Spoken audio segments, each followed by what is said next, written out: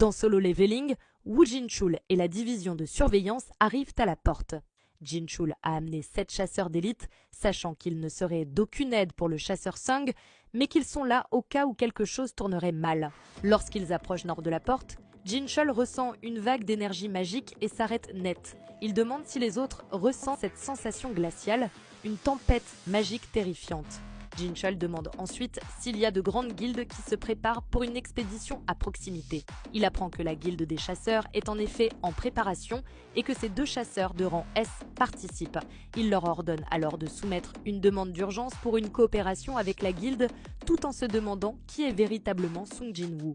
Pendant ce temps, dans le donjon, les ailes de l'architecte changent de forme. Jin-woo, visiblement exaspéré, architecte transforme ses 6 membres supplémentaires en mains et sourit avant de se lancer à toute vitesse, apparaissant juste à côté de Jin et lui assène 3 coups de poing avec une telle puissance qu'il le fait décoller du sol et le propulse contre le mur. Jin est étourdi et crache du sang, mais l'architecte ne lui laisse aucun répit et attaque à nouveau.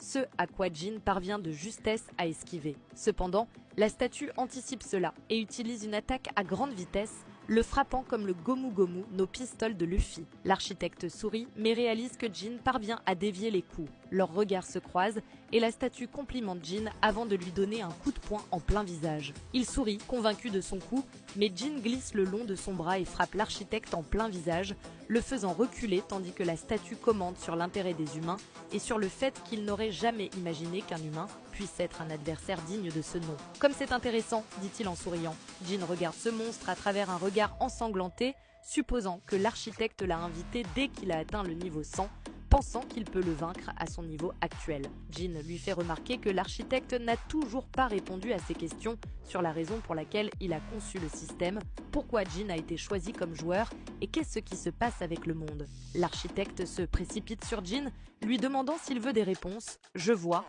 Peut-être penses-tu que tu n'auras pas toutes les réponses si tu me tues. » Jin court alors, pensant que les attaques au corps à corps sont inutiles et utilise son pouvoir d'autorité du souverain.